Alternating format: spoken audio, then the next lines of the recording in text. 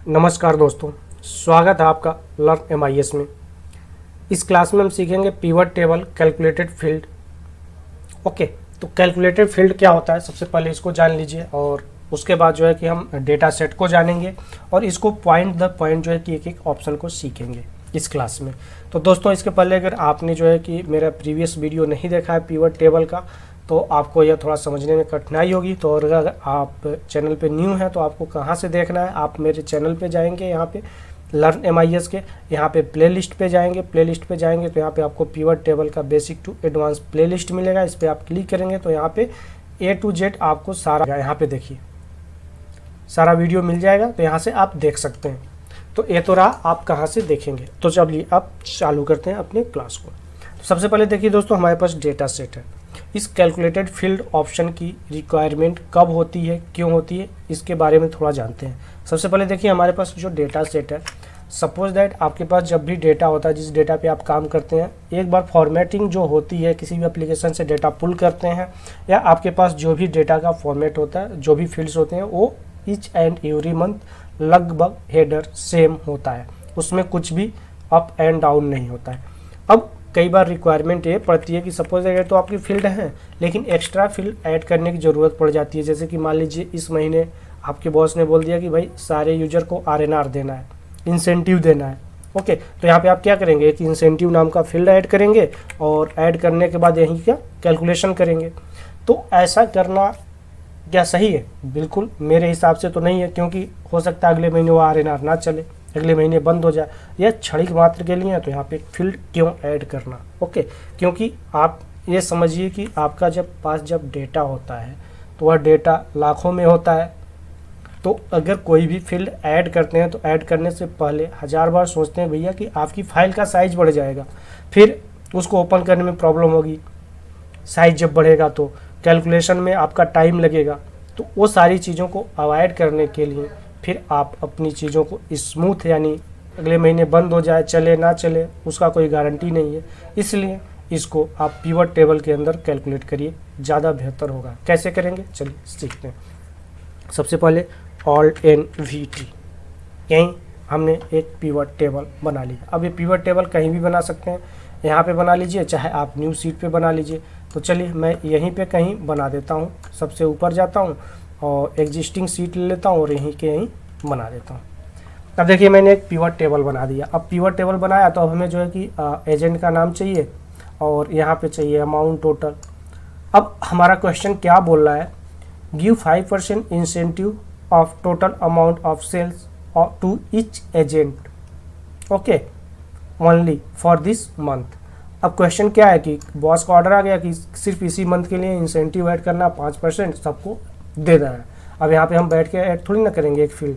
अब यहाँ पे देखिए कोई फील्ड आ नहीं जा रहा है इंसेंटिव का, तो अब आपको यहाँ पे रिक्वायरमेंट होगी किसकी, कैलकुलेटेड फील्ड की। तो यह कैलकुलेटेड फील्ड कहाँ पे मिलेगा, आपने इस पिवट टेबल पे जब क्लिक करेंगे तो यहाँ पे देखिए पिवट टेबल एनालाइज ऑप्शन आ रहा है और यहाँ पे देखिए कैलकुलेशन नाम का एक फील्ड आ गया है। यहाँ पे देखिए आ रहा है कैलकुलेशन का, जिसके अंदर आपको दिख रहा है field item and sets. Okay, तो इस पे जब आप क्लिक करेंगे यहाँ पे तो कैलकुलेटेड फील्ड देखिए दिख रहा है, कैलकुलेटेड आइटम दिख रहा है और सॉल्व ऑर्डर दिख रहा है और लिस्ट फार्मूला दिख रहा है। तो यह आपको इस तरह से सारे हाईलाइट दिख रहे हैं, लेकिन आपके केसेस में क्या होगा कि आपको वह हाईलाइटेड नहीं दिखेगा। कौन सा ऑप्शन नहीं दिखेगा, ये देखिए अब हाईलाइट नहीं हो रहा है कैलकुलेटेड आइटम। क्यों नहीं हो रहा है, अभी इसका दोनों का डिफरेंस बता देता हूँ। कैलकुलेटेड फील्ड जो होता है यह कॉलम के लिए यूज किया जाता है और कैलकुलेटेड आइटम जो होता है यह रो के लिए यूज किया जाता है। जैसा कि मैंने आपको यहाँ पे लिख दिया, calculated field use for column, calculated item use for row. Okay, तो यह जब आप रो को सिलेक्ट करेंगे, यानी जब आपका जो कर्सर है यह यहाँ पे रहेगा, रो पे रहेगा, यहाँ पे देखिए रो पे है, तब आपका यह हाईलाइट होके दिखेगा। देखिए हाईलाइट होके दिख रहा है। और अगर आपका यह कर्सर आपका कॉलम पे है तो आपका यह सिर्फ कैलकुलेटेड फील्ड दिखेगा। तो अब आप यह समझ लीजिए, जब भी आपको कोई भी एक्स्ट्रा कॉलम ऐड करनी हो तो कैलकुलेटेड फील्ड का यूज करेंगे और एक्स्ट्रा रो ऐड करनी हो तो कैलकुलेटेड आइटम का यूज करेंगे। ये डिफरेंस आपको क्लियर हो गया। सॉल्व ऑर्डर और लिस्ट ऑफ फार्मूला बिल्कुल ईजी है, ये आप इसी दोनों के बिहेव पे जो है कि निर्भर है, तो इसको आगे हम देखेंगे। तो चलिए कैलकुलेटेड फील्ड पे चलते हैं। यहाँ पे आ गए। अब यहाँ पे देखिए दोस्तों एक ऑप्शन आ रहा है इंसर्ट कैलकुलेटेड फील्ड के अंदर, नेम आ रहा है, फॉर्मूला आ रहा है और फील्ड आ रहा है। बेसिकली इसका मतलब ये होता है कि आप अपना जो कैलकुलेशन करते हैं यहाँ पे छोटे मोटे फॉर्मूला का यूज करके कुछ कंडीशन, कुछ छोटे मोटे कैलकुलेशन जैसे कि जोड़ घटाना, गुणा भाग, परसेंटेज निकालना, छोटे मोटे कंडीशंस आप यहाँ पे पास कर सकते हैं कैलकुलेट करने के लिए। ओके, तो अब आपको क्या करना है, एज पर क्वेश्चन 5% इंसेंटिव देना है। तो यहाँ पे आप क्या लिख सकते हैं, इंसेंटिव, आपने नेम लिख दिया इंसेंटिव, ये जो फील्ड 1 आ रहा है इसको रिमूव कर दीजिए, इंसेंटिव लिख दिया और यहाँ पे फॉर्मूला पे आइए। अब यहाँ पे आपको इंसेंटिव किस पे देना है, अमाउंट पे देना है। ओके, तो अमाउंट पे देना है तो अमाउंट को इंसर्ट कर लीजिए यहाँ पे। अब इसका 5% देना है भाई, सबको देना है, तो इनटू का सिंबल लगाइए यहाँ और यहाँ पे 5 कर दीजिए और यहाँ पे परसेंटेज कर दीजिए और इसको कर दीजिए ऐड, यहाँ पे कर दीजिए ओके। अब देखिए यहाँ पे जो है कि 5% इसका निकल के आ गया इंसेंटिव का। अगर आप यहाँ पे मैनुअली कैलकुलेट करेंगे J8 इंटू 5%, तो देखिए कितना आ रहा है 58590, बिल्कुल करेक्ट आ रहा है। तो अब आपका देखिए कैलकुलेशन कितना इजी हो गया, यहाँ पे आपने कर दिया। अब आपको क्या करना है, add net sales amount and incentive, यानी अब आपने एक यूजर को, अभिषेक कुमार का यह तो टोटल अमाउंट हो गया, या इंसेंटिव इसको मिल रहा है, तो अब इसको कितना अमाउंट मिल रहा है भैया, यहाँ पे आपको दिखाना तो पड़ेगा ना। तो दिखाने के लिए आपको क्या करना है, फिर से आप यहाँ पे कैलकुलेशन फील्ड पे जाएंगे, यहाँ पे जाएंगे कैलकुलेटेड फील्ड पे जाएंगे। अब आपको जो है क्या क्या प्लस करना है, यहाँ पे टोटल अमाउंट हो गया, ठीक है। आपने एक नेम दे दिया और यहाँ पे आप क्या करेंगे, पहले अमाउंट को इंसर्ट करेंगे, फिर यहाँ पे प्लस कर देंगे। यहाँ पे आप कुछ भी प्लस माइनस कर सकते हैं। इंसेंटिव को क्या करेंगे, इंसर्ट कर देंगे और यहाँ से ऐड कर देंगे। अब देखिए जैसे ऐड करेंगे तो यहाँ पे जो आपकी फील्ड है, यहाँ पे एक टोटल अमाउंट नाम से देखिए एक फील्ड ऐड हो गया यहाँ पे। ओके करिए, यहाँ पे टोटल अमाउंट नाम से एक फील्ड ऐड हो गया और यहाँ पे देखिए ऐड होकर आ गया। ओके, अब यहाँ पे दोनों का टोटल होके आ गया। अब यह जो है कि आपकी जो रिक्वायरमेंट है यह फुलफिल हो गई। देखिए यहाँ पे वही चीज़ अगर आप ऐड करते तो आपको 2 बार कैलकुलेट करना पड़ता है। एक बार तो आपने क्या किया, इंसेंटिव निकालते, फिर एक कॉलम ऐड करते, वहाँ पे टोटल अमाउंट निकालते, फिर आपको जो है कि इस फील्ड में इंसेंटिव और टोटल अमाउंट का फील्ड बन के आता। और यहाँ पे देखिए सारा कैलकुलेशन इसी पिवट के अंदर हो गया और आपको यह कॉलम ऐड करने की ज़रूरत नहीं पड़ी, यानी आपके डेटा के अंदर लोड थोड़ा भी नहीं आया। तो है ना कमाल का ऑप्शन कैलकुलेटेड आइटम। अब चलिए अगला नेक्स्ट एग्जाम्पल देखते हैं इसी का, कैलकुलेटेड फील्ड का एक और भी बेहतर खूबसूरत जो है एग्जाम्पल। आप देखिए क्वेश्चन नंबर 2। अब यहाँ पे बॉस का कहना ये है कि भाई जितना भी यहाँ पे है बंदे हैं, इसको जो है इंसेंटिव देना है सेल्स अमाउंट पे, बट इसमें कंडीशन है जिनका भी 5000 से ऊपर होगा टोटल अमाउंट, उसमें सिर्फ 5% एक्स्ट्रा देना है, और जिनका 5% से कम होगा, ठीक है, मतलब 5K यानी 5000 से कम होगा, उनको कोई भी एक्स्ट्रा अमाउंट नहीं देना है। तो अब आप क्या करते हैं, यहाँ पे इफ का कंडीशन लगाते हो, सारी चीज़ें करते, एक कॉलम ऐड करते। तो ऐसा करने की कोई ज़रूरत नहीं है। आप क्या करिए, Alt+N+V+T, ठीक है, न्यू वर्कशीट नहीं ले रहे हैं, एग्जिस्टिंग यहीं का यहीं मैं पिवट टेबल बना दे रहा हूँ ताकि आपको अच्छे से और समझ में आए। ऊपर चलिए यहाँ पे बना देते हैं। अब देखिए सबसे पहले आप जो है कि रीजन को ले लीजिए, किसको देना चाहते हैं, रीजन को देना चाहते हैं। टोटल रीजन में जो है कि किस रीजन में 5000 से ज़्यादा होगा तो उसको आप देंगे 5% एक्स्ट्रा, अदरवाइज नहीं देंगे। फिर आपने क्या किया, यहाँ पे सेल्स ले लिया। ओके, अब आइए यहाँ पे कहाँ पे, पिवट टेबल पे जाइए, कैलकुलेटेड आइटम पे जाइए, कैलकुलेटेड फील्ड पे जाइए। अब यहाँ पे आपको एक्स्ट्रा अमाउंट देना है, ठीक है। तो एक्स्ट्रा नाम से आपने नाम बना दिया और यहाँ पे आपने क्या किया, इफ़ का कंडीशन पास किया। इफ़ क्या, सेल्स अमाउंट को इंसर्ट किया is greater than equal to 5,000, then क्या हो जाए 5% ऐड हो जाए।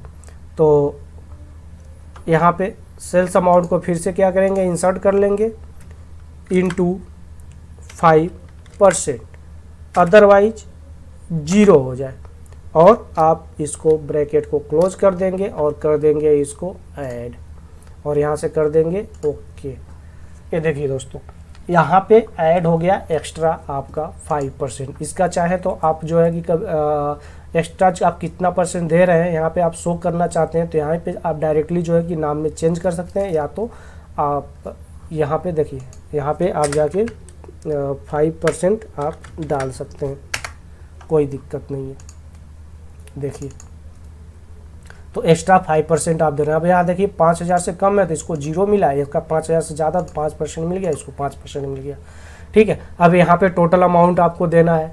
ओके, तो आपको फिर से वही चीज़ करनी होगी जैसा आपने प्रीवियस अभी एग्जाम्पल्स में किया था। कैलकुलेटेड आइटम पे जाएंगे, यहाँ पे आपको क्या करना है, ठीक है, टोटल करना है। तो टोटल में जाके यहाँ पे आपको क्या करना होगा, जो सेल्स अमाउंट है प्लस एक्स्ट्रा जो आपको मिल रहा है इसको इंसर्ट करके ऐड कर दीजिए और ओके कर दीजिए। यहाँ पे देखिए टोटल भी आ गया, किसका कितना टोटल मिल रहा है। ओके, तो ये एग्जाम्पल समझ में आ गया। अब चलिए, लिस्ट में नहीं था लेकिन आपको बोनस के तौर पे एक एग्जाम्पल और बता देता हूँ कैलकुलेटेड फील्ड का, क्योंकि यह ऐसा ऑप्शन है इसके अंदर आप छोटी मोटी बहुत सारे कैलकुलेशंस कर सकते हैं, लेकिन बड़े कैलकुलेशन नहीं कर पाएंगे। जैसे कोई बड़ा फार्मूला लगाना, V lookup, index match, XYZ, ये सब फार्मूला लगाएंगे तो इसके अंदर काम नहीं करेगा। ओके, तो अब चलिए यहाँ पे आते हैं तीसरे एग्जाम्पल पे। इस पे एग्जाम्पल को देखते हैं। इसमें देखिए हमारे पास क्या है, डेट है, एजेंट है, supervisor, total amount, day, target, दो चीज़ है। अब हमें क्या चीज़ निकालनी है, पहला तो निकालना है, हमें कैलकुलेट करना है APD। APD मतलब average per day, average per day,